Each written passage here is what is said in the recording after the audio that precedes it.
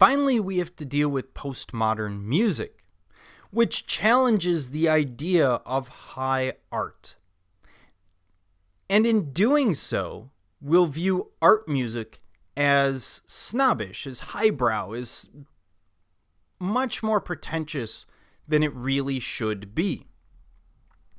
And we see postmodern music primarily from 1960 until about 2010. It's actually very recently that it seems to be falling out and we seem to have new styles developing. Often they will use mixed media, irony, humor, and self-parody, kind of picking on themselves and their role within society at times. There's a couple of different elements of postmodern music that I want to talk about.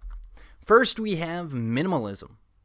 Now, minimalism has a clear tonality, a steady beat, and a constant repetition of short, melodic patterns. You can see it in the very music in front of you. Even if you can't read music, you can tell that those notes are not moving very much, that they're incredibly repetitious. We see constant dynamic texture and harmony, creating a trance-like effect. Basically, the music resists the temptation to bring the music to a wider audience. And what they're doing is it's sort of like sensory deprivation. So they're creating music that is so simplified that as you listen to it, if you don't do anything else, you're actually given so little information in the music that you are forced back into your own head, and this is what happens in sensory deprivation. It forces you back into your head, and then you are sitting there stuck with your thoughts and your emotions, and sometimes that's good. Sometimes that adds to personal reflection, but there are times that you do not want to go back into your own mind. It's kind of a scary place from time to time. So it's doing that. It's pushing you back in through a sheer lack of information. This is very much like the artistic minimalism that we dealt with earlier. Now we also see experimentation. And specifically, first of all, experimentation with microtones. Microtones, in this case, the traditional Western music system divides the octave into 12 equal half steps. What microtones is asking is why not divide the octave into 95 pieces or 24 pieces? Why not have more notes? I mean, we can hear 56,000 pitches. Why not split them up more? They also question the need for a concert hall.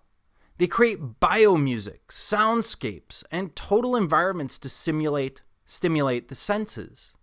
So what they'll do is they'll set up a situation where you actually walk through a soundscape. So instead of walking through, for example, a diorama at a museum or through an art gallery where you're looking at different pieces, you're going to walk through a similar space, but you're going to be presented with different sounds as you move on. You're going to see biomusic, music based on biological sounds in the human body.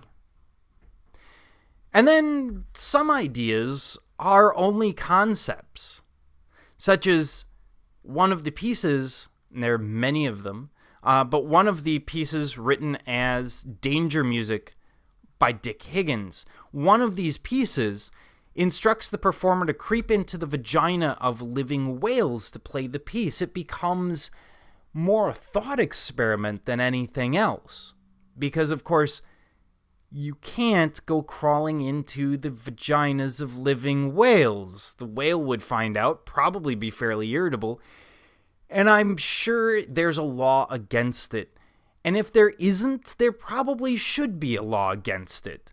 And it's really disturbing to think about playing a trombone inside the vagina of a living whale. I mean, let's be brutally honest here. So, this is more music as thought experiment, but not always. Sometimes, danger music goes a whole different direction.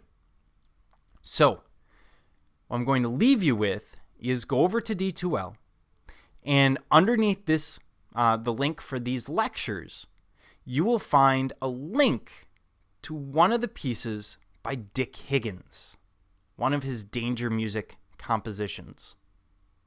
Go look at it. Go watch it. Watch the whole thing. Don't just watch the first 4 seconds. Trust me. Watch the whole thing, because it's just the kind of disturbing, interesting, unusual bit of art that I might make you interpret.